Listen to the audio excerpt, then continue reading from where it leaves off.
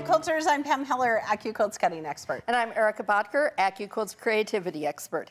We're here today to share one of our favorite binding techniques for finishing off our quilts with style, flange binding. Now, whether you love binding your quilts like Erica does, or struggle to finish them like me, like Pam, the Go Flange Binding Die is here to help you make all your projects across that finish line and do it with a little extra flair. That's right.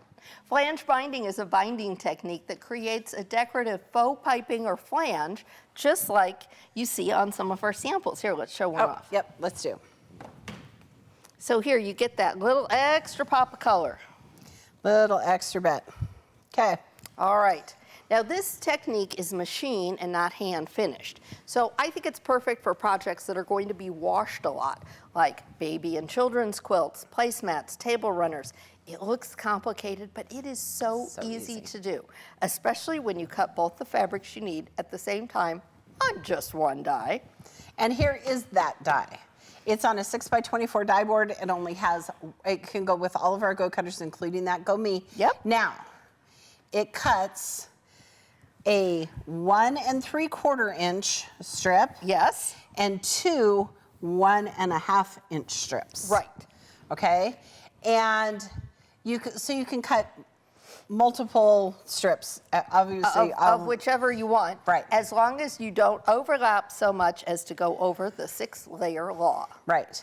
And here's the thing I want to point out.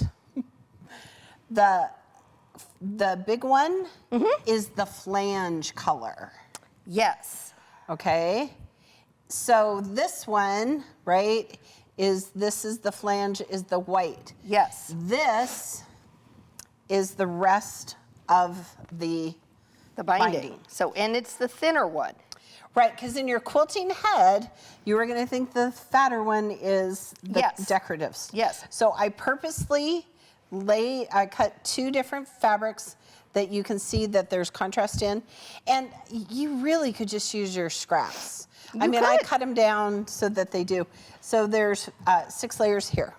And we've got them cut different lengths so that we've got a visual difference. Yes. But this die is so great. This is the Go Flange Binding Die, and it combines 2 of our most popular width of strips on one die. All right, do you want to cut them in there? We're going to show them our trick.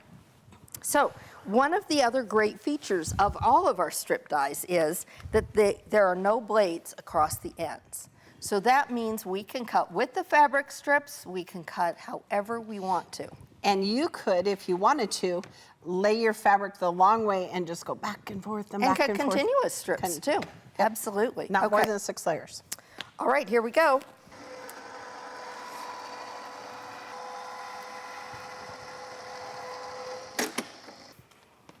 So here we go, Pam. Let's show them how it's done. So we're going to slide, don't lift. Oh, see, we didn't slide. We just got we are so excited to show you this. Super excited about this. Okay, so here's our perfect strips. Here's our perfect strips. And we made sure that the fold was parallel to this black line so you don't get wonkiness. Okay. So the first step to your flange binding after you cut your strips is to sew them together. Sew each one together end to end.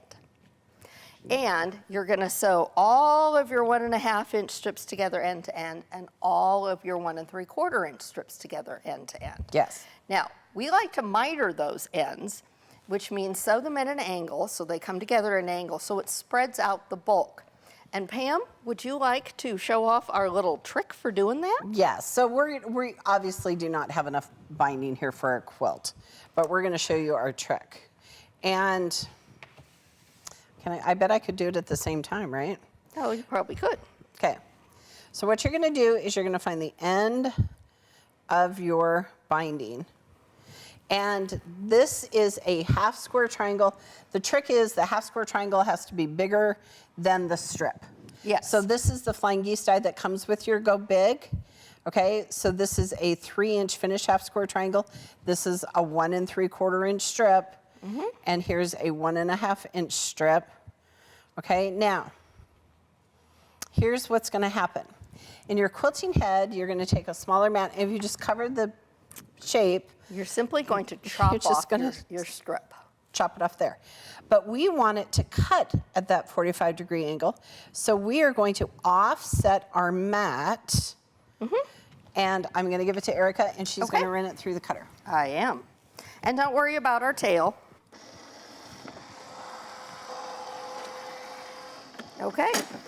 So as you're sewing your strips together, Now look at this. you have ended your ends. Yep. So that they're going to go together perfectly. So you're going to sew all of each one together. Then you're going to sew up these two. Sew We these are. two together. Okay, so here's what we're going to do, Erica. We're going to put right sides together. Okay, we're going to start down here in this end.